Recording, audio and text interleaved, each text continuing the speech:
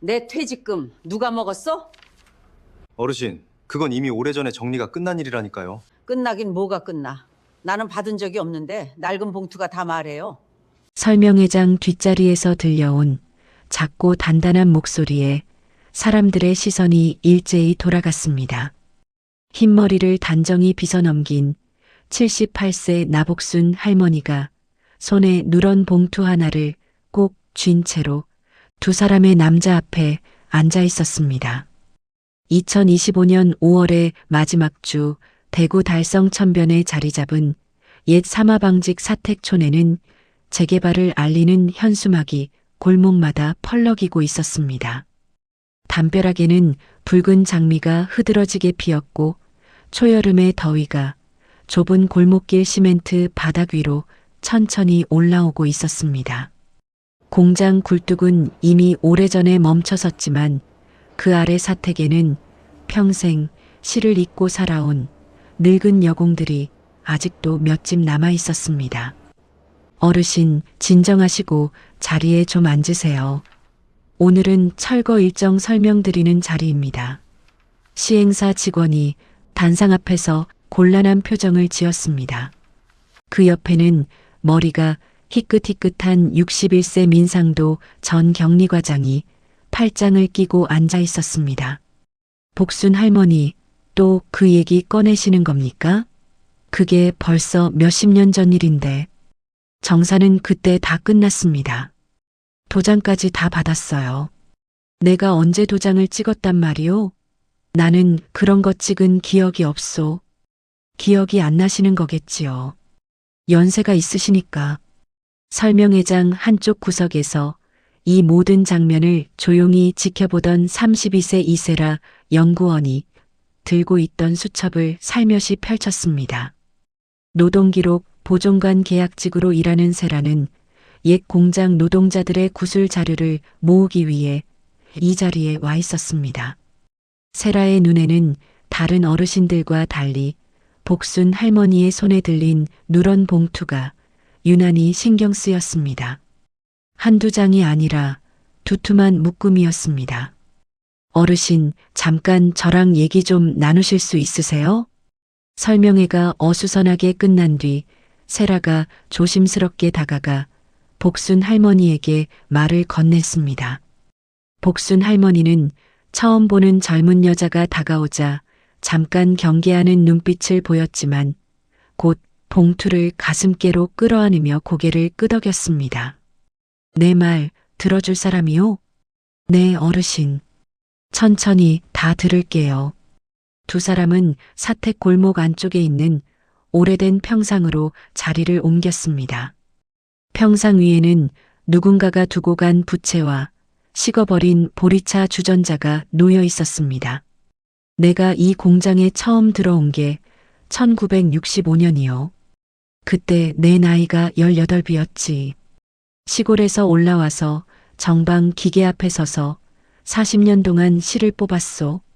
40년 동안이요? 그렇소.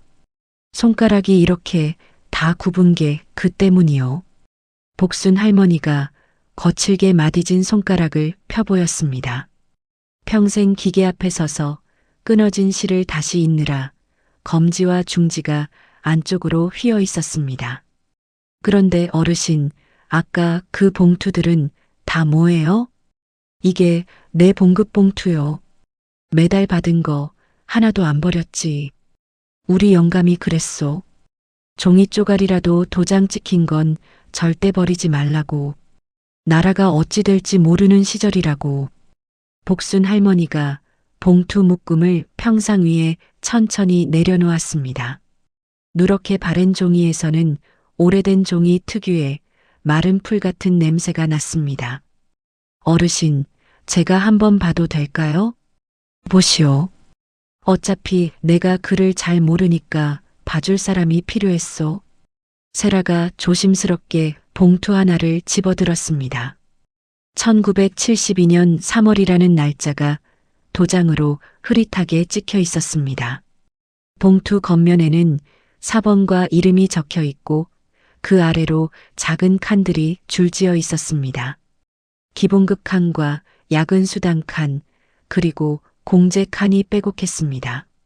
그런데 공제 칸 한쪽에 다른 봉투들과는 다른 파란색 도장이 하나 더 찍혀 있었습니다. 퇴적 다시 3.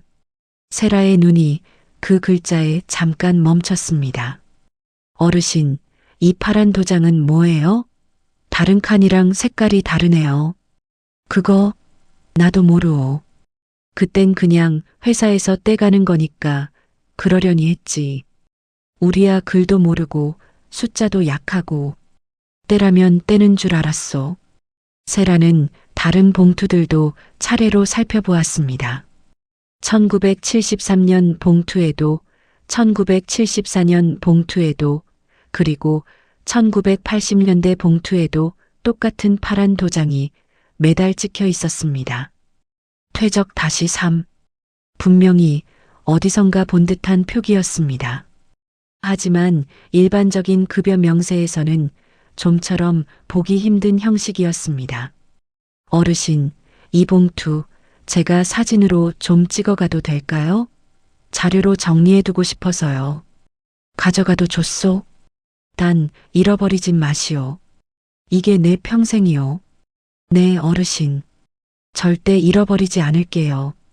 세라가 봉투 사진을 한 장 한 장 정성스레 찍는 동안 복순 할머니는 멀리 보이는 공장 굴뚝을 한참 동안 바라보았습니다. 바람이 불 때마다 굴뚝 끝에 걸린 낡은 깃발이 힘없이 흔들렸습니다. 그날 저녁 세라는 작은 원룸으로 돌아와 노트북을 켰습니다. 봉투 사진을 화면에 띄워놓고 한참 동안 그 파란 도장을 들여다보았습니다. 퇴적 다시 3. 퇴직 적립의 줄임말일까? 세라는 곧바로 대학 시절 노동법 강의를 맡았던 박 교수님께 전화를 걸었습니다. 교수님, 늦은 시간에 죄송합니다. 한 가지만 여쭤봐도 될까요? 1970년대 방직 공장에서 월급에서 퇴적이라는 명목으로 돈을 떼가던 일이 있었나요? 세라야, 그거 흥미로운 질문인데 그 시기 일부 공장들이 자체적으로 퇴직 적립금 명목으로 월급에서 일정 비율을 공제했었어. 그런데 문제는 그 적립금이 나중에 노동자한테 제대로 돌아갔느냐, 그게 관건이지. 교수님, 그러면 그게 법적으로는 어떻게 되는 거예요? 우리나라 근로기준법상 퇴직금 청구권은 원래 소멸시효가 3년이야. 그런데 사용자가 고의로 은폐했거나 허위 서류로 속였다면 이야기가 달라져. 사기죄나 횡령죄 같은 형사 책임은 시효가 또 다르거든. 그리고 미지급 임금 자체는 돌아가신 분의 경우에도 상속인이 청구할 수 있어. 네, 알겠습니다. 좀 더 알아보고 다시 연락드릴게요. 세라는 전화를 끊고 다시 봉투를 들여다봤습니다. 매달 빠져나간 그 돈은 정말로 복순 할머니의 퇴직금이었던 걸까? 그렇다면 그 돈은 지금 어디에 있는 것일까? 다음 날 아침 세라는 다시 사택을 찾았습니다. 복순 할머니는 마당 한쪽에서 마늘을 까고 있었습니다. 어르신, 어제 봉투 보고 왔어요. 무어라도 좀 알아냈소? 네. 그 파란 도장이요. 단순한 공제가 아닐 가능성이 높아요. 어쩌면 매달 어르신 월급에서 퇴직금이 미리 빠져나갔을 수도 있어요. 복순 할머니가 마늘 까던 손을 멈췄습니다. 한참 동안 아무 말이 없었습니다. 그러면 내가 받았어야 할 돈을 매달 미리 떼갔다는 말이요? 아직 확실한 건 아니에요. 더 알아봐야 해요. 혹시 어르신, 그때 같이 일하셨던 분들 중에 지금도 연락되는 분 계세요? 있지. 윤정자라고 나랑 같은 기숙사 쓰던 동기가 있어. 지금도 이 골목 끝에 살아. 그분도 한번 만나 뵐 수 있을까요? 내가 데려다 주리다. 복순 할머니와 세라는 나란히 골목길을 걸어갔습니다. 골목 끝 작은 집 앞에 도착하자 복순 할머니가 익숙하게 대문을 두드렸습니다. 정자야, 나야. 복순이. 문이 끼익 소리를 내며 열리고 79세 윤정자 할머니가 얼굴을 내밀었습니다. 정자 할머니는 복순 할머니보다 한 살 위였지만 두 사람은 평생을 동무로 지내온 사이였습니다. 복순아, 웬일이여? 그리고 이 아가씨는 누구야? 이 양반이 우리 봉투 좀 봐준다고 해서 같이 왔어. 정자야, 너 혹시 공장 마지막 날 기억나? 정자 할머니의 얼굴이 순간 굳어졌습니다. 공장 마지막 날? 응. 우리가 정산 받던 날 말이여. 기억나지? 어찌 안 나겠어. 그날 참 이상한 일이 있었지. 세라가 들고 있던 수첩을 다시 펼쳤습니다. 마늘 냄새가 가시지 않은 마당 한쪽에 작은 평상이 놓여 있었고 세 사람은 거기에 둘러앉았습니다. 정자 할머니의 입에서 40년 동안 누구에게도 말하지 않았던 그날의 이야기가 천천히 흘러나오기 시작했습니다. 그날이 1985년 가을이었지. 아마 10월쯤이었을 거요. 정자 할머니가 천천히 입을 열었습니다. 마당 한쪽 평상 위로 늦은 오전에 햇살이 비스듬히 떨어졌고 마늘 까던 비닐봉지가 바람에 살짝 들썩였습니다. 공장이 문을 닫는다는 소문이 한 달 전부터 돌았어. 그러다 어느 날 갑자기 격리과에서 사람을 부르더라고. 정방 일하던 여공들을 한 명씩 차례로 불렀어. 한 명씩이요? 응.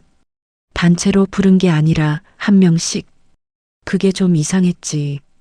복순 할머니가 옆에서 고개를 끄덕였습니다. 맞아. 나도 그날 혼자 불려갔어. 그래서 옆에서 뭐라고 하는지 들을 수가 없었지. 세라는 들고 있던 펜으로 빠르게 받아 적었습니다. 정자 어르신, 그때 격리과에 들어가셨을 때 누가 계셨어요? 민 과장이 있었지. 그때만 해도 한참 젊었어. 30대 초반이었나? 그 옆에는 또 한 사람이 있었는데 그 사람은 이름도 몰라. 양복 입고 가방 들고 있었어. 회사 사람은 아닌 것 같더라고. 양복 입은 사람이요? 응. 그 사람이 종이를 한 장 내밀더니 여기 도장 찍으라고 하더라고. 아니, 도장이 아니라 지장. 손가락에 인주 묻혀서 꾹 누르라고.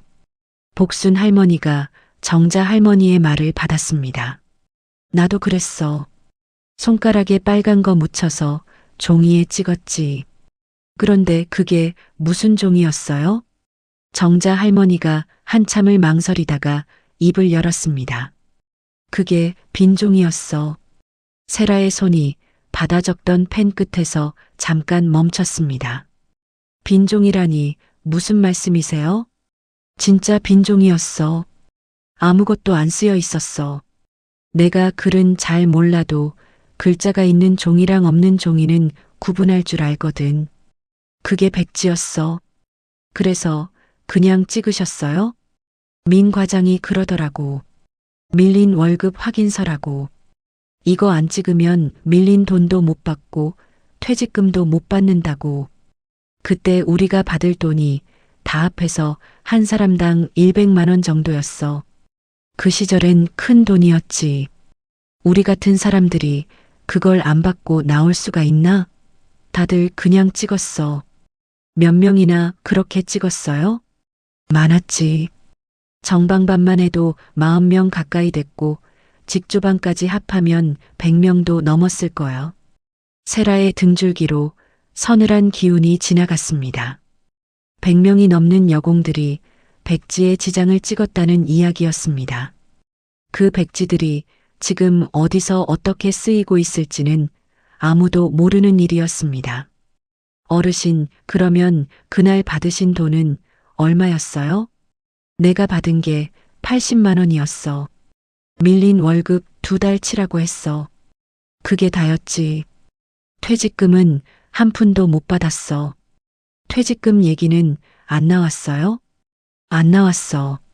우리는 그저 회사가 망해서 돈이 없는 줄 알았어. 망한 회사가 무슨 퇴직금이여. 그렇게 생각했지. 복순 할머니가 길게 한숨을 쉬었습니다. 그래서 40년 동안 그렇게 살아왔지. 우리가 못나서, 우리가 무식해서 그렇게 사는 줄 알았어. 세라는 수첩을 잠시 덮었습니다. 가슴이 답답해져 왔습니다. 그저 자료를 수집하러 온 자리였는데 어느새 자신이 무언가 더 큰 일에 끌려 들어가고 있다는 느낌이 강하게 들었습니다. 어르신, 한 가지만 더 여쭤볼게요. 그날 양복 입은 사람이 가방에서 뭘 꺼내거나 어디로 가져갔는지 기억나세요? 가방에 종이를 다 넣더라고. 그러고는 회사 차에 타고 어디론가 갔어. 민 과장이 그 사람한테 잘 부탁드립니다 그러더라고. 그게 지금도 귀에 남아있어. 세라는 마음속으로 그날의 풍경을 그려보았습니다. 30대 초반의 젊은 격리과장 민상도, 양복 입은 정체 모를 남자, 그리고 빈 종이에 지장을 찍던 갈 모르는 여공들. 그 모든 장면이 마치 누군가 정교하게 짜놓은 그림처럼 머릿속에서 또렷하게 겹쳐졌습니다. 정자 어르신, 혹시 그날 받으신 돈도 봉투에 들어 있었나요? 그럼 종이 봉투에 넣어줬지. 우리는 그 봉투를 받아들고 그 길로 짐 싸서 사택 떠나는 사람도 많았어. 그 봉투 혹시 가지고 계세요? 내가 그걸 어떻게 갖고 있겠어. 그때 받은 돈도 며칠 만에 다 썼는데 영감 약값으로 들어갔어. 네, 알겠습니다. 어르신, 정말 감사합니다. 오늘 들려주신 이야기 잘 정리해 두겠습니다. 세 사람은 한참 동안 평상에 그대로 앉아 있었습니다. 누가 먼저랄 것도 없이 셋 다 아무 말이 없었습니다. 이윽고 복순 할머니가 조용히 입을 열었습니다. 세라양, 한 가지만 물어봅시다. 네, 어르신 말씀하세요. 이런 일은 시간이 너무 오래 지나서 이제는 어떻게 할 수가 없는 거요? 우리 같은 사람이 지금 와서 그 돈을 달라 그래도 들어줄 데가 없는 거요? 세라가 잠시 생각을 정리한 뒤에 천천히 대답했습니다. 어르신, 보통 임금이나 퇴직금은요, 받을 권리가 3년이 지나면 사라진다고 법에 정해져 있어요.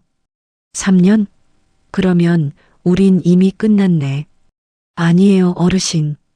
그건 정상적인 경우고요. 만약에 회사 쪽에서 일부러 속였거나 가짜 서류를 만들어서 받은 것처럼 꾸몄다면 그건 사기나 횡령에 해당할 수 있어요. 그럴 때는 시효가 다시 계산될 수 있고요. 그리고 형사사건이 되면 거기에서 나온 사실로 민사청구도 다시 살아날 수 있어요. 그러면 우리는 아직 끝난 게 아니라는 말이요? 네, 어르신.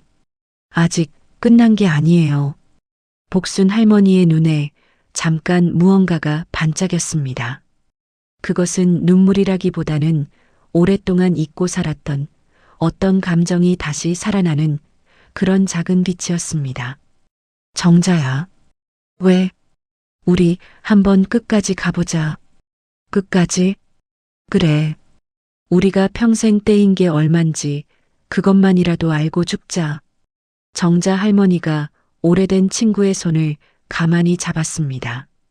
마디진 두 손이 평상 위에서 포개졌습니다. 그날 밤 세라는 사무실로 돌아와 그동안 수집한 자료들을 모두 책상 위에 펼쳐 놓았습니다.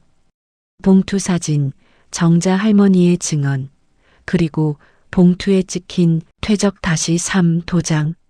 세라는 한참 동안 화면을 들여다보다가 노트북을 열어 옛 금융감독원 자료실에 접속했습니다. 1970년대부터 1980년대까지 폐업한 방직 공장들의 청산 기록을 찾아보기 위해서였습니다. 사마방직?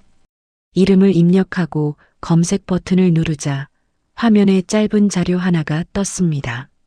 1985년 11월 자진 폐업. 청산 절차 완료. 미지급 임금 및 퇴직금 정산 종결. 세라의 눈이 그 마지막 문장에 멈췄습니다. 정산 종결이라. 화면 속의 글자가 거짓말처럼 깔끔하게 정리돼 있었습니다. 하지만 그 깔끔함 뒤에는 백지에 지장을 찍어야 했던 여공들의 얼굴이 분명히 가려져 있었습니다. 세라는 자료를 한 장씩 더 넘겨보다가 한 가지 사실에 시선이 머물렀습니다. 청산 당시 회계법인 담당자 이름이 따로 적혀 있었습니다. 그 이름은 지금도 대구에서 작은 회계사무소를 운영하고 있는 한 인물의 이름과 일치했습니다. 이 사람이라면 그날 양복 입고 가방 들고 왔다는 그 사람일 수도 있겠다. 세라는 다음 날 그 사무소를 직접 찾아가 보기로 결심했습니다. 그런데 그때 휴대전화로 모르는 번호의 전화가 한 통 걸려왔습니다. 여보세요? 이세라 연구원이시죠? 네, 그런데요. 누구세요? 민상도입니다. 사마방직에서 격리과장으로 있던 민상도요. 세라가 자신도 모르게 자세를 고쳐 앉았습니다. 네, 과장님. 무슨 일이세요? 오늘 낮에 복순 할매 댁에 들렀다는 얘기를 들었습니다. 봉투를 좀 보셨다고요? 네, 어르신께서 보여주셨어요. 이세라 씨, 내가 한 가지만 부탁드리겠습니다. 그 봉투들 너무 깊게 들여다보지 마세요. 옛날 일은 옛날 일로 묻어두는 게 모두를 위해서 좋습니다. 세라의 손가락이 휴대전화를 쥔 채로 잠깐 굳었습니다. 과장님, 그게 무슨 말씀이세요? 그저 어른의 충고로 들으세요. 그 시절 일을 지금 다시 들춰서 누구한테 좋을 게 있겠습니까? 복순 할매도 정자 할매도 다 늙으셨어요. 괜한 일로 노인네들 마음만 들쑤셔 놓지 마시고요. 과장님, 저는 그저 노동 기록을 정리하는 일을 하고 있을 뿐이에요. 그렇다면 더더욱 객관적으로 하셔야지요. 한쪽 말만 듣고 없는 사실을 만들어내시면 안 됩니다. 전화가 뚝 끊어졌습니다. 세라는 한참 동안 검게 꺼진 화면을 들여다보았습니다. 가슴이 두근거렸지만 동시에 머릿속이 한 가지 생각으로 또렷해졌습니다. 이 일은 단순히 오래된 봉투 몇 장의 이야기가 아니라는 것을, 누군가는 지금도 이 진실이 덮인 채로 그대로 있기를 간절히 바라고 있다는 것을. 세라는 노트북을 닫고 책상 위에 펼쳐둔 봉투 사진을 한 장씩 다시 정리했습니다. 그리고 작은 노트에 또박또박 한 줄을 적었습니다. 1985년 10월 백지지장. 양복 입은 남자. 그리고 퇴적 다시 3. 창밖으로 6월의 첫 비가 천천히 내리기 시작했습니다. 다음 날 아침 비는 멈췄지만 하늘은 여전히 잿빛이었습니다. 세라는 평소보다 일찍 일어나 어제 메모해둔 회계사무소 주소를 다시 확인했습니다. 대구 중구 한 골목 안쪽에 자리 잡은 한일회계 사무소. 간판은 오래되어 글자가 군데군데 벗겨져 있었고 건물 입구에는 자전거 2대가 비스듬히 세워져 있었습니다. 세라는 잠시 숨을 고른 뒤 좁은 계단을 올라 2층 사무실 문을 두드렸습니다. 실례합니다. 문이 열리고 60대 후반쯤 되어 보이는 남자가 안경을 들어 올리며 세라를 바라봤습니다. 어떻게 오셨나요? 한일회계의 한정훈 회계사님 맞으시죠? 저는 노동기록 보존관에서 나온 이세라라고 합니다. 남자의 얼굴이 잠깐 굳었습니다. 노동기록 보존관? 무슨 일이신지요? 1985년에 폐업한 사마방직 청산 업무를 맡으셨던 분이 회계사님이 맞는지 확인하러 왔습니다. 한정훈 회계사는 한참 동안 세라를 바라보다가 결국 안쪽 방으로 안내했습니다. 책상 위에는 오래된 서류 뭉치가 잔뜩 쌓여 있었고 벽 한쪽에는 빛바랜 달력이 1985년 그대로 걸려 있었습니다. 앉으세요. 그래, 무엇이 궁금하신지요? 회계사님, 그 시절에 사마방직 여공들의 퇴직금 정산이 어떻게 처리됐는지 기억나시는 게 있으신가요? 한정훈 회계사는 잠시 침묵하다가 책상 서랍에서 작은 수첩 하나를 꺼냈습니다. 손바닥만한 검은색 수첩이었습니다. 내가 이 일을 40년 동안 한 번도 입 밖에 낸 적이 없습니다. 그런데 작년에 큰 수술을 한 번 받고 나서 마음이 좀 달라졌어요. 이러다가 그냥 가면 안 되겠다 싶더라고. 세라는 숨을 죽이고 회계사의 손을 바라봤습니다. 이세라 씨, 그때 나도 30대 초반이었습니다. 지금 와서 보면 어렸지요. 회사에서 시키는 대로 했어요. 폐업 정리 서류를 만들고 청산 보고서를 올리고 그게 내 일이었습니다. 그런데 무슨 일이 있었던 거예요? 민 과장이 어느 날 나한테 말하더군요. 여공들 퇴직적립금 계정이 따로 있는데 그걸 회사 운영자금으로 다 돌렸었다고. 그러니까 그걸 안 보이게 장부에서 빼달라고. 세라의 손에 들린 펜이 가볍게 떨렸습니다. 그래서 어떻게 하셨어요? 처음엔 거절했지요. 그건 명백한 횡령이니까. 그런데 그날 저녁에 회사 사장이 직접 나를 찾아왔어요. 두툼한 봉투 하나를 내밀더라고. 그 안에 300만 원이 들어 있었습니다. 그 시절 300만 원이면 작은 집 한 채 값이었어요. 그 돈을 받으셨어요? 받았습니다. 그게 내 평생의 가장 큰 후회입니다. 회계사가 검은 수첩을 천천히 펼쳤습니다. 그 안에는 그 시절 작성된 진짜 장부의 일부가 손글씨로 빼곡히 적혀 있었습니다. 내가 가짜 청산 보고서를 만들어서 올리긴 했지만 진짜 숫자는 따로 적어뒀습니다. 이 수첩에다가요. 언젠가 이걸 들춰봐야 할 날이 올 것 같아서요. 회계사님, 이 수첩 저한테 보여주실 수 있으신가요? 보여드리는 정도가 아니라 가져가셔도 됩니다. 단 한 가지 약속해 주세요. 무엇을요? 이 수첩이 그분들에게 늦었지만 닿을 수 있게 해주세요. 내가 직접 찾아가서 사과할 용기는 없어요. 그러니 그쪽이 좀 해주세요. 세라는 두 손으로 수첩을 받았습니다. 손바닥에 닿는 종이의 무게가 단순한 종이의 무게는 아니었습니다. 네, 회계사님.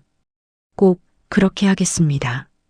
세라가 사무소를 나서는데 회계사가 뒤에서 한마디를 더 보탰습니다. 이세라 씨, 조심하세요.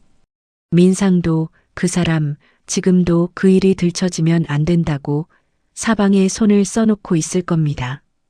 그 사람만 그런 게 아니에요. 그 위에 더 있어요. 더 위에요? 사마방직 그 사장 일가가 지금은 다른 이름으로 사업을 크게 하고 있어요. 그 집안 사람들이 이 일이 세상에 드러나는 걸 가장 두려워합니다. 세라는 가만히 고개를 숙여 인사한 뒤 사무소를 나섰습니다. 좁은 계단을 내려오는 동안 다리에 힘이 빠지는 것 같았습니다. 차에 올라타고 한참을 그대로 앉아 있었습니다. 손에 든 검은 수첩이 무릎 위에서 가만히 무게를 가지고 있었습니다. 세라는 곧장 사무실로 돌아가 검은 수첩을 펼쳤습니다. 거기엔 1985년 폐업 당시 사마방직의 진짜 자산 내역이 적혀 있었습니다. 회사 명의로 따로 빼돌려진 퇴직적립금 계정에는 당시 금액으로 8억 원이 남아 있었습니다. 그 돈은 여공 100여 명에게 돌아갔어야 할 돈이었습니다. 하지만 회사는 그 돈을 다 끌어다 쓴 뒤 빈 장부로 폐업을 신청한 것이었습니다. 세라는 봉투에 퇴적 다시삼 도장과 수첩에 적힌 사본들을 하나씩 대조했습니다. 복순 할머니의 사본이 수첩 안에 있었습니다. 정자 할머니의 사본도 있었습니다. 그리고 그 옆에 적힌 금액들은 각자가 마지막 정산일에 받았어야 할 진짜 퇴직금 액수였습니다. 복순 할머니 400만 원. 당시 화폐 가치로 결코 작은 돈이 아니었습니다. 게다가 그 돈이 지금까지 적립되어 있었다면 이자만 따져도 훨씬 더 큰 금액이 되어 있을 것이었습니다. 세라는 한참 동안 그 숫자를 들여다봤습니다. 평생 손가락이 굽도록 일한 한 사람의 시간이 종이 위에 너무도 간단한 숫자로만 남아있는 것이 어쩐지 슬프게 느껴졌습니다. 세라는 자료를 정리한 뒤 곧장 복순 할머니에게 전화를 걸었습니다. 어르신, 잠깐 댁으로 가도 될까요? 보여드릴 게 있어서요. 오시오. 마침 정자도 와 있소. 세라가 도착했을 때 두 할머니는 부엌에서 보리차를 끓이고 있었습니다. 세라는 식탁 위에 검은 수첩과 봉투들을 나란히 펼쳤습니다. 어르신, 어제 어떤 분을 한 분 만났어요. 그 시절 공장 청산을 맡으셨던 회계사님이에요. 그 양복 입은 사람이요? 네, 맞아요. 그분이 그날의 진짜 장부를 작은 수첩에 따로 적어두셨더라고요. 40년 동안 한 번도 보여준 적 없는 수첩이에요. 복순 할머니가 수첩을 향해 천천히 손을 뻗었습니다. 마디진 손가락이 종이 위에서 가만히 멈췄습니다. 여기 어르신 이름이 있어요. 4번도 있고요. 그리고 이 옆에 적힌 숫자가 어르신께서 그날 받으셨어야 할 퇴직금이에요. 400만 원. 복순 할머니가 그 숫자를 입으로 천천히 읽었습니다. 400만 원이라. 옆에 있던 정자 할머니의 눈에도 자신의 사번과 금액이 보였습니다. 정자 할머니의 금액은 350만 원이었습니다. 두 사람은 한참 동안 아무 말도 하지 못했습니다. 복순아, 왜? 우리가 그 돈을 안 받은 게 우리 잘못이 아니었구나. 그래, 정자야. 우리가 무식해서가 아니었어. 복순 할머니의 눈가에 굵은 눈물이 맺혔습니다. 하지만 흐르진 않았습니다. 평생 울지 않는 법을 먼저 배운 사람의 단단한 눈물이었습니다. 세라 양, 네 어르신. 이걸로 우리가 무얼 할 수 있겠소? 세라가 잠시 두 사람을 번갈아 본 뒤에 천천히 입을 열었습니다. 어르신, 이건 단순히 오래된 일이 아니에요. 회사가 일부러 장부를 조작하고 가짜 서류를 만들어서 받은 것처럼 꾸민 거예요. 이런 건요, 법적으로 사기죄에 해당될 수 있고 그 시효도 일반 임금 청구권과는 다르게 계산돼요. 그러면 우리가 지금이라도 받을 수 있다는 말이요? 바로 받을 수 있다고 장담드리긴 어려워요. 그렇지만 받아낼 수 있는 길은 분명히 있어요. 우선 형사 고소를 하고 거기서 사실관계가 확인되면 민사로 돈을 청구할 수 있어요. 그리고요, 이미 돌아가신 분들의 경우에도 자녀분들이 상속인으로서 그 돈을 받을 권리가 있어요. 상속인이? 네, 어르신. 미지급된 임금이나 퇴직금은요, 그분이 돌아가셨다고 해서 사라지는 게 아니에요. 자녀나 배우자에게 그 권리가 그대로 넘어가요. 그래서 어르신들이 받지 못한 돈은 결국 누군가의 가족에게도 돌아갈 수 있는 돈인 거예요. 정자 할머니가 한숨처럼 말했습니다. 우리 옆집에 살던 영자 할매도 작년에 갔어. 자식 둘 있는데 그 애들이 받을 수 있다는 말이요? 네, 자녀분들이 받을 수 있어요. 회사가 일부러 속인 게 인정되면요.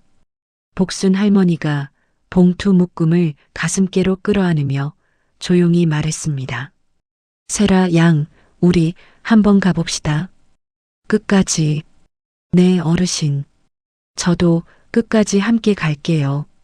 그날 저녁 세라는 사무실로 돌아와 자료들을 모두 정리한 뒤 평소 알고 지내던 노동 전문 변호사에게 자료를 보냈습니다. 변호사는 자료를 받자마자 곧바로 전화를 걸어왔습니다. 세라 씨, 이거 진짜예요? 이게 사실이라면 굉장히 큰 사건이에요. 네, 변호사님. 어르신께서 평생 간직해온 봉투랑 청산 담당 회계사님의 수첩이에요. 두 자료가 정확히 일치합니다. 그러면 우선 형사 고소부터 준비합시다. 그리고 구청에도 정식으로 진정을 넣읍시다. 마침 그쪽 재개발 조정 자리가 6월에 잡혀 있다고 했지요? 네, 6월 12일이에요. 그 자리를 활용합시다. 공개된 자리에서 자료를 꺼내 보이면 묻으려야 묻을 수가 없을 거예요. 세라는 전화를 끊고 창밖을 바라봤습니다.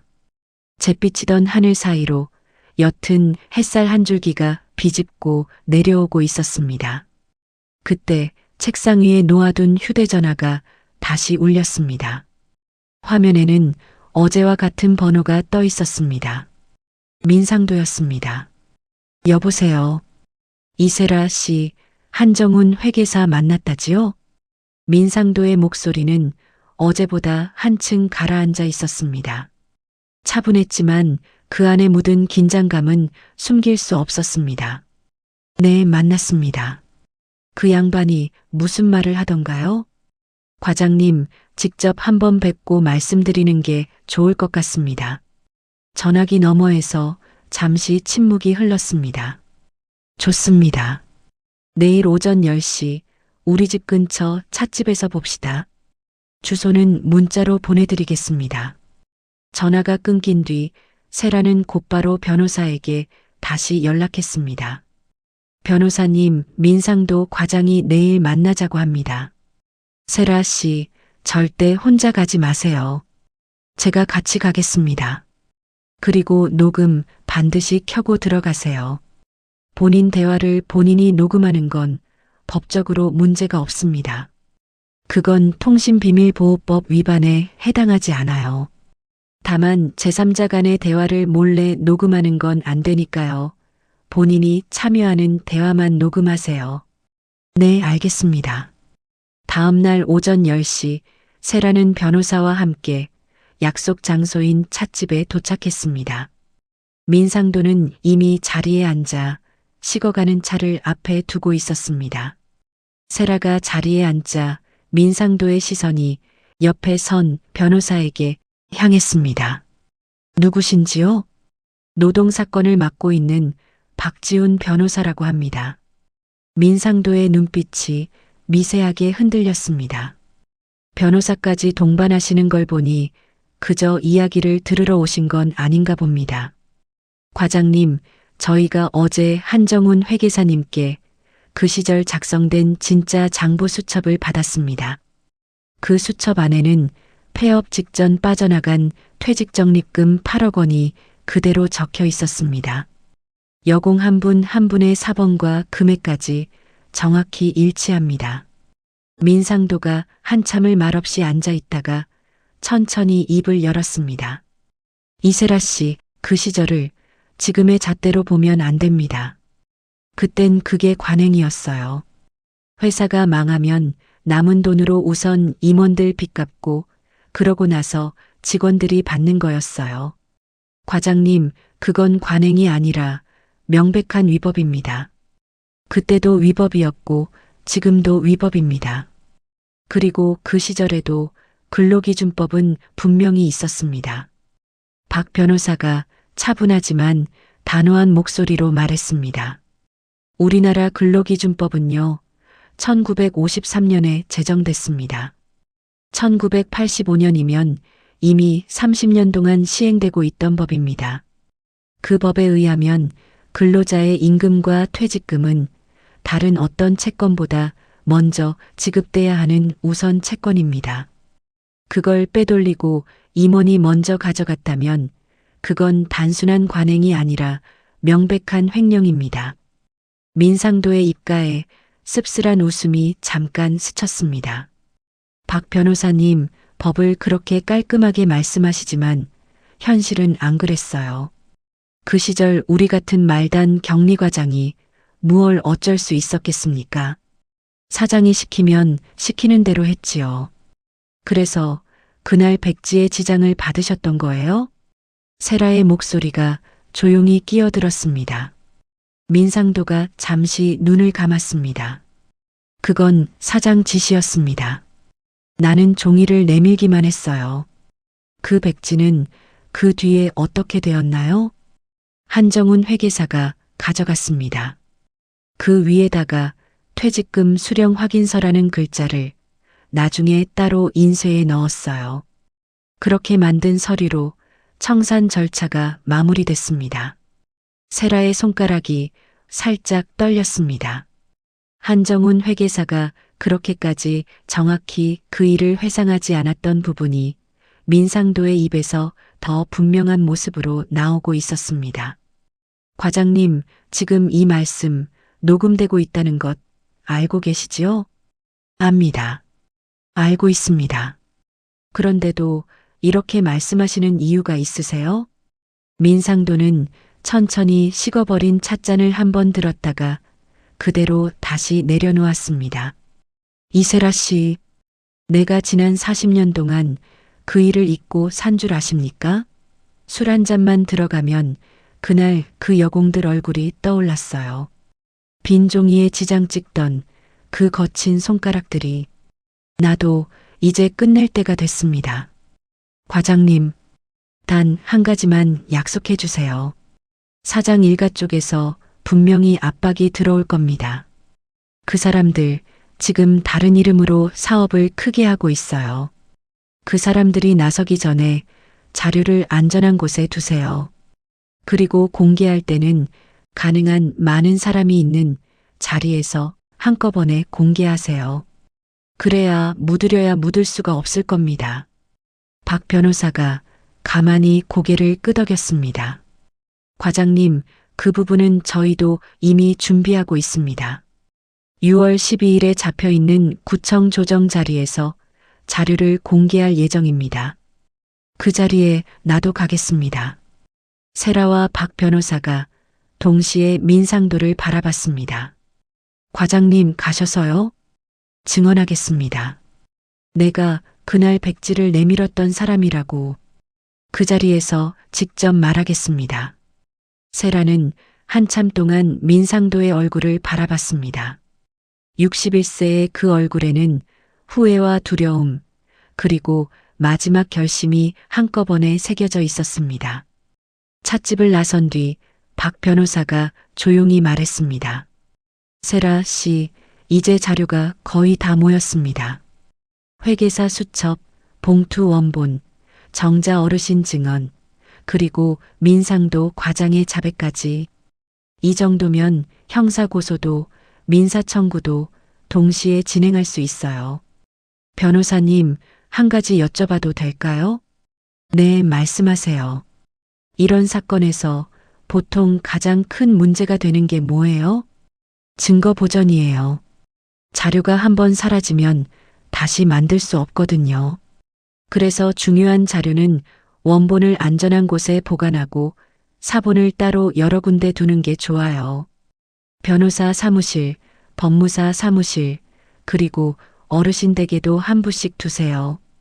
그리고 사진으로도 찍어서 클라우드 같은 데에 올려두면 더 좋고요. 네, 알겠습니다. 오늘 바로 정리할게요. 세라는 곧장 사무실로 돌아와 모든 자료를 사진으로 다시 찍고 사본을 만들었습니다.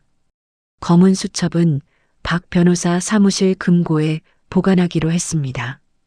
봉투 원본은 복순 할머니 댁에 그대로 두되 사진을 여러 곳에 분산했습니다. 그날 저녁 복순 할머니가 세라에게 전화를 걸어왔습니다. 세라 양. 네, 어르신. 오늘 낮에 누가 우리 집에 다녀갔소? 세라의 가슴이 한순간에 내려앉았습니다. 누가요? 양복 입은 젊은 남자였소. 시행사에서 왔다고 하면서 2주 위로금을 더 얹어줄 수 있다고 그러더라고. 대신 그 봉투 묶음을 자기들에게 넘기라고 했어. 어르신, 그래서 어떻게 하셨어요? 내가 그 사람한테 그랬소. 이건 내 봉투요. 내 평생이요. 돈으로 살 수 있는 게 아니요. 그러고는 그냥 보냈소. 세라는 가슴 한쪽이 뻐근하게 죄어드는 것을 느꼈습니다. 결국 저쪽에서도 움직이기 시작한 것이었습니다. 어르신 잘하셨어요. 정말 잘하셨어요. 혹시 그 사람 명함 같은 거 두고 갔나요? 명함은 없었소. 그저 잘 생각해 보시라고만 하더라고. 또 오겠다고. 어르신, 오늘 밤은 정자 어르신 댁으로 가서 같이 주무세요. 혼자 계시지 마시고요. 그리고 봉투는 잠시 제가 안전한 곳에 보관해 드릴게요. 그러시오. 내일 아침에 가지러 오시오. 다음 날 새벽 세라는 첫 차로 복순 할머니 댁에 도착해 봉투 묶음을 조심스럽게 받아왔습니다. 봉투들은 그날따라 더 묵직하게 느껴졌습니다. 6월 12일까지는 이제 일주일 남짓이 남아 있었습니다. 세라는 박 변호사와 함께 마지막 점검에 들어갔습니다. 형사 고소장 초안이 작성됐고 미지급 임금 청구 소장도 정리됐습니다. 구청에는 조정 자리에서 자료를 공개할 예정이라고 사전 공문을 보냈습니다. 조정일을 이틀 앞둔 6월 10일 저녁이었습니다. 세라가 사무실에서 자료를 마지막으로 점검하고 있을 때 정자 할머니에게서 전화가 걸려왔습니다.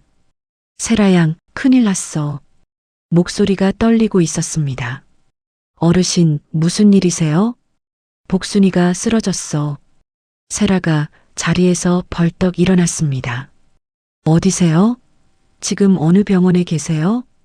달성시내 종합병원이요. 지금 응급실에 들어가 있어. 세라는 곧장 차에 올라타 병원으로 향했습니다. 가는 내내 머릿속이 하얗게 비어가는 것 같았습니다. 응급실 앞에 정자 할머니가 안절부절 못한 채로 서 있었습니다. 세라가 다가가자 정자 할머니가 세라의 손을 꼭 붙잡았습니다. 오늘 낮에 또 그 사람들이 왔어. 이번엔 2명이었어. 복순이한테 봉투 어디 뒀냐고 자꾸 묻더라고. 우리 둘이서 안 내놓는다고 그랬더니 점점 목소리가 커지더라고. 그러다가 복순이가 갑자기 가슴을 잡으면서 주저앉았어. 어르신, 진정하세요. 의사 선생님은 뭐라고 하세요? 심장 쪽이래. 다행히 빨리 옮겨서 큰 고비는 넘겼다고 하셨어. 그런데 며칠은 입원해야 한다고.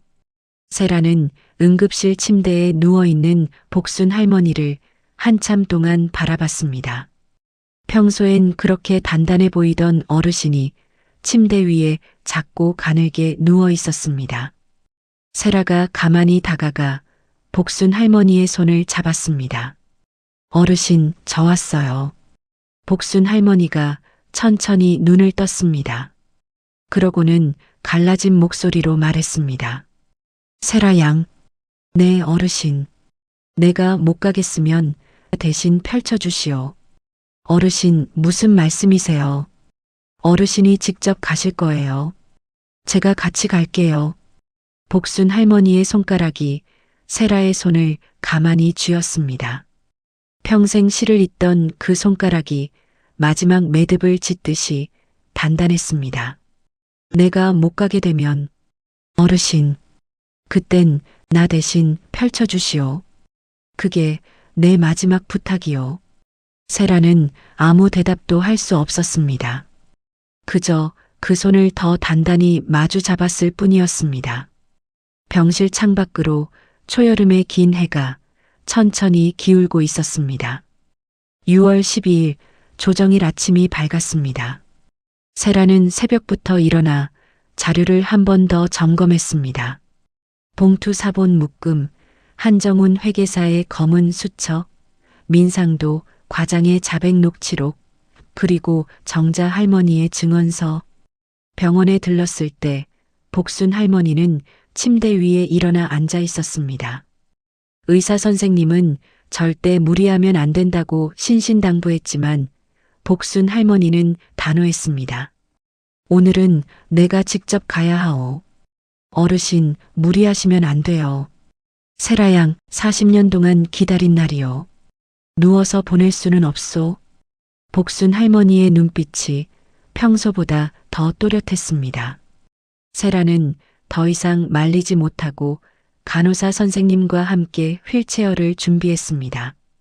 오전 10시 달성구청 대회의실에는 시행사 직원들과 옛 여공들, 그리고 취재진까지 모여 있었습니다. 한쪽에는 박 변호사와 세라가 자리를 잡았고 그 옆에 복순 할머니의 휠체어가 놓였습니다. 정자 할머니가 복순 할머니의 손을 꼭 잡고 옆에 앉았습니다. 회의실 맞은편 자리에는 시행사 대표와 함께 머리가 희끗희끗한 한 남자가 앉아 있었습니다. 사마방직 옛 사장의 아들이라고 했습니다. 지금은 다른 회사 대표이사로 큰 사업을 하고 있는 사람이었습니다. 그 옆에는 민상도가 조용히 앉아 있었습니다. 사장 일가 쪽 사람들은 민상도가 그 자리에 나타난 것을 처음엔 알아채지 못한 것 같았습니다. 구청 담당 과장이 회의 시작을 알렸습니다. 오늘은 사마방직 사택 재개발에 따른 2주 조정 회의입니다. 2주 일정과 보상 절차에 대한 안건이 주를 이루겠습니다만 입주민 측에서 추가 안건이 있다고 들었습니다. 박 변호사가 천천히 자리에서 일어났습니다. 네, 안건이 하나 있습니다. 2주 조정에 앞서 1985년 폐업 당시 미지급된 사마방직 여공들의 퇴직금 문제를 먼저 짚고 가야 할 것 같습니다. 회의실 한쪽이 잠시 술렁였습니다. 시행사 대표 옆에 있던 사장 일가 즉 남자가 미간을 찌푸렸습니다. 그건 이미 40년 동안 정산이 끝난 사안 아닙니까? 박 변호사가 차분하게 대답했습니다.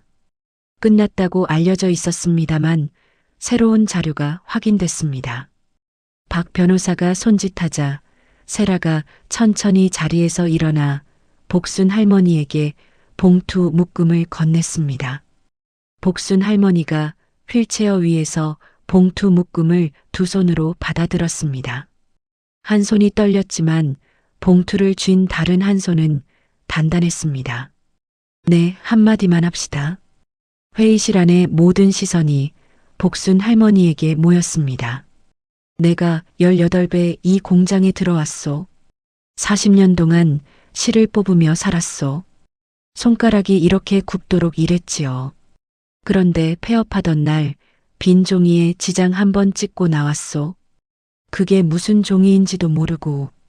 복순 할머니가 봉투를 한 장씩 천천히 펼쳤습니다. 이 봉투들은 내가 매달 받아왔던 봉급 봉투요. 우리 영감이 그랬소. 도장 찍힌 종이는 절대 버리지 말라고. 그래서 60년 동안 한 장도 안 버리고 모아왔소. 복순 할머니가 봉투 한 장을 카메라 앞에 들어 보였습니다. 거기엔 선명한 파란 도장이 찍혀 있었습니다. 이 파란 도장이 퇴적 다시삼이라고 적혀 있소. 매달 내 월급에서 이렇게 떼갔던 거요. 우리 같은 사람은 글을 잘 몰라서 떼라면 떼는 줄 알았소. 그런데 그 돈이 다 어디로 갔는지는 누구도 알려주지 않았소. 세라가 옆에서 검은 수첩을 펼쳐들었습니다. 이 수첩은 1985년 당시 청산을 담당하셨던 한정훈 회계사님께서 진짜 장부를 따로 기록해 두신 것입니다. 여기엔 폐업 당시 회사에 남아있던 퇴직적립금이 8억 원이라고 적혀 있습니다. 그 돈은 여공 100여 명에게 돌아갔어야 할 돈이었습니다. 그러나 회사는 그 돈을 운영자금으로 다 끌어다 쓴 뒤 빈 장부로 폐업했습니다. 사장 일가 측 남자의 얼굴이 점점 굳어갔습니다. 그건 일방적인 주장 아닙니까? 그 수첩이라는 게 진짜인지 아닌지 누가 압니까? 그때 회의실 앞쪽에서 한 사람이 천천히 일어났습니다. 민상도였습니다. 진짜입니다. 내가 그날 옆에 있었으니까요. 회의실이 한순간에 조용해졌습니다. 사장 일가 측 남자가 민상도를 노려봤습니다. 민 과장, 지금 무슨 소리를 하는 거요? 사장님, 아드님 죄송합니다. 그렇지만 나도 이제 더는 못 가겠습니다. 민상도가 천천히 회의실 앞쪽으로 걸어 나왔습니다. 내가 1985년 그날 빈 종이를 여공들에게 내밀었습니다. 밀린 월급 확인서라고 거짓말하고 지장을 받았습니다. 그 종이는 나중에 퇴직금 수령 확인서로 둔갑했고요. 그걸 근거로 모든 정산이 끝났다고 보고서가 올라갔습니다. 민상도가 잠시 숨을 골랐습니다. 그러고는 복순 할머니 쪽으로 천천히 고개를 돌렸습니다. 복순 할머니, 그리고 정자 할머니, 죄송합니다. 40년 동안 한 번도 입 밖에 내지 못했습니다. 너무 늦었지만 오늘 이 자리에서 사죄드립니다. 민상도가 회의실 앞에서 두 손을 모으고 깊이 고개를 숙였습니다. 한참 동안 그 자세 그대로 서 있었습니다. 복순 할머니의 눈에서 그제야 굵은 눈물이 흘러내렸습니다. 평생 단단하게만 살아온 그 눈에서 처음으로 흘러내리는 눈물이었습니다. 민 과장, 네 어르신. 내가 자네를 미워한 적은 없소. 그저 진실이 알고 싶었을 뿐이요. 회의실 안의 사람들이 모두 숙연해졌습니다. 카메라 셔터 소리도 그 순간만큼은 멈춰 있었습니다. 박 변호사가 자리에서 다시 일어났습니다. 오늘 이 자리를 마지막으로 저희는 회사 측 관련자들을 사기와 횡령 혐의로 형사 고소할 예정입니다. 또한 100여 명의 여공들과 그 상속인들을 대신해 미지급 퇴직금에 대한 민사 청구도 함께 진행할 예정입니다. 사장 일가 측 남자가 황급히 자리에서 일어났습니다. 잠깐만 봅시다. 우리도 입장이 있습니다. 합의로 해결할 수 있는 일 아닙니까? 박 변호사가 차분하게 대답했습니다. 합의는 어르신들과 그 가족분들의 뜻에 따라 결정될 것입니다. 다만 한 가지는 분명히 말씀드리겠습니다. 이 사안은 이미 언론에 공개됐고 자료는 안전한 곳에 모두 분산 보관되어 있습니다. 더 이상 묻을 수 있는 일이 아닙니다. 회의는 그날 그대로 마무리됐습니다. 정식 조정은 다음 회기로 미뤄졌습니다. 회의실을 나서는 길에 한정훈 회계사가 조용히 다가왔습니다. 그도 그 자리에 직접 와 있었던 것입니다. 복순 할머니, 누구시오? 내가 그날 양복 입고 가방 들고 갔던 그 사람입니다. 너무 늦게 와서 죄송합니다.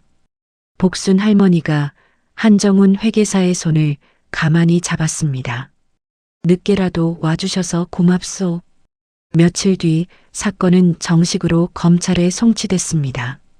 사장 일가 측은 결국 협상 테이블에 나왔고 여공들과 그 상속인들에게 미지급 퇴직금과 이자 그리고 위자료까지 포함된 보상안에 서명했습니다. 복순 할머니에게 돌아온 돈은 처음 적립됐던 400만 원에 40년 동안의 이자가 더해져 결코 작지 않은 금액이었습니다. 정자 할머니도 그리고 이미 세상을 떠나신 분들의 자녀들도 각자의 몫을 받았습니다. 그러나 복순 할머니는 그 돈을 받고서도 봉투 묶음을 끝까지 곁에 두었습니다. 세라 양, 네 어르신. 이 봉투는 이제 돈보다 더 귀한 것이요. 내가 살았다는 증거고 우리가 함께 일했다는 기록이요. 세라가 그 봉투 묶음을 가만히 바라봤습니다. 어르신, 이 봉투 들여 노동기록 보존관에 정식 기증해 주실 수 있으세요? 다음 세대 사람들도 이런 일이 있었다는 걸 꼭 알아야 할 것 같아서요.